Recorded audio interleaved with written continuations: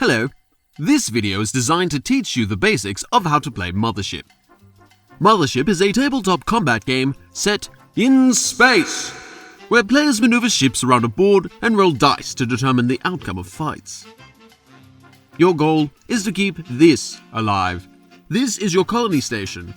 It contains your home planet's entire civilization, including families, scientists, and even politicians. They're all inside, counting on you for safe passage through space. To do this, you must destroy every other colony station on the board, or wipe out all enemy ships. Your colony station doesn't move, making it a sitting space dock. You must protect it at all costs. Each turn you move your ships, measured in spaces, and then attack with dice in that order. At your disposal you have 3 different ships: a fighter, a bomber, and finally the mothership. Fighters and bombers have set movement and attack with the same die every time. These are written on your mothership control panel in case you forget. Your mothership, on the other hand, is special. Its stats are represented by these 4 rows on your control panel: engines, weapons, shields, and finally hull points. The nifty thing about your mothership is that you can change the top 3 stats to suit your needs by managing your mothership's energy distribution. Energy is seen here represented by these blue counters. Want your mothership to move further? Geordi, divert all power to the engines. Take it from life support if you have to. Give me everything you've got. Want your mothership to attack with a higher die? Divert all power to weapons. Want your mothership to absorb more damage? Divert all power to shields. You manage your energy before your mothership is moved, and it's locked until your next turn. These red counters here are your mothership's hull points, or HP. If it reaches 0, your mothership explodes.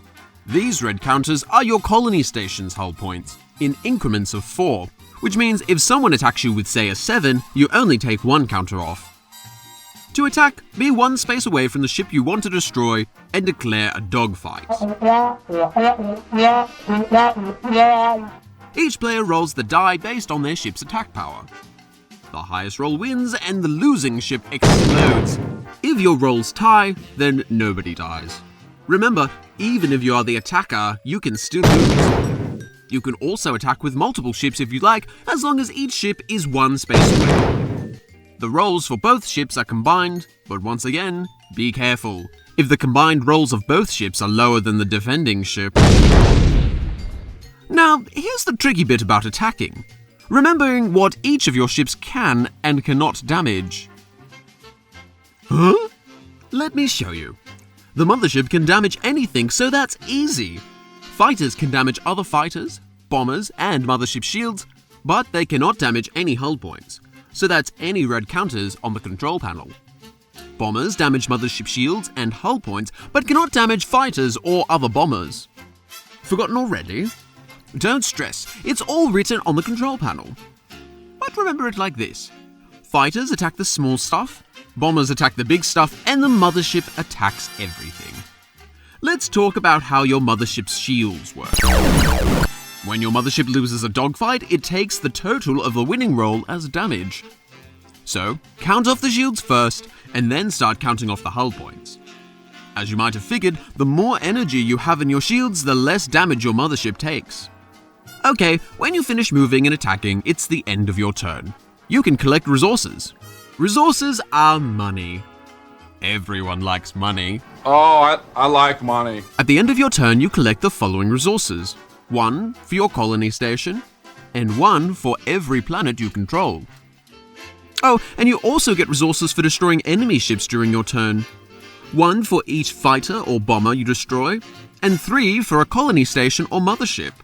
I like money, though. I'm sure you thought earlier, what the hell is a planet and how do I capture one? Well, a planet looks like this, and to capture it, you do what any self-respecting Sith would do. You attack it. The planet is yours if you roll a 6 or higher. You can also attack with multiple ships, so the more you bomb the crap out of that planet, the higher the chance it's yours. Whether the planet is inhabited or not is irrelevant. Your fearsome display of power will show the entire galaxy that this is your planet. Your planet. When you have claimed the planet, place a capture marker underneath it. In Mothership, each player has the same fleet with the same stats. Everyone is equal. How you spend your resources will give you the edge over your opponents. So what can you spend your resources on? Action cards. They cost 2 resources and can be bought at any time during your turn or at the end of other players' turns. Action cards are single-use bonuses and abilities that can be good at getting you out of a bind. Some of these can even be used during the turns of other players, like this one that buffs your attack power. Oh, and if you don't like the cards that you have, you can trade them in for more resources. Each card has a value assigned, so if you don't like a card, cash it in. The other way to spend resources is by upgrading your fleet's technology.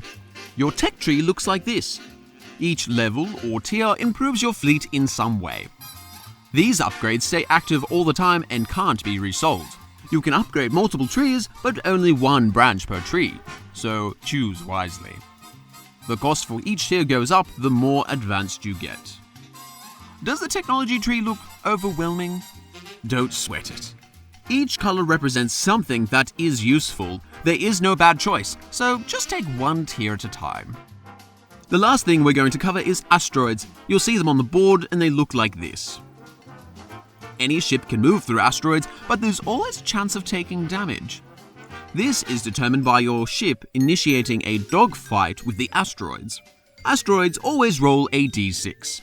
If you tie or roll higher, then you can stay in the whole asteroid field until you leave it and enter it again. But if you lose, you die. And look, don't worry if you start losing ships at any point. Yeah, I know it sucks, but you're never out of the game until you're completely wiped out. You can still do a bit of damage with just one fighter or one bomber. That's it, those are the basics. After a couple of turns, I recommend reading the rule book for the Wingman rule and the Guarding rule, which you don't need to know just yet. The rulebook also covers clarifications should you need to settle any arguments that arise. For a printed summary of this video, check the First Time Players section at the beginning of the rulebook. To recap, 1. Move, 2. Attack, 3. Get planets, 4. Get money, and 5. Buy upgrades. Thank you for watching, and we hope you enjoy playing Mothership.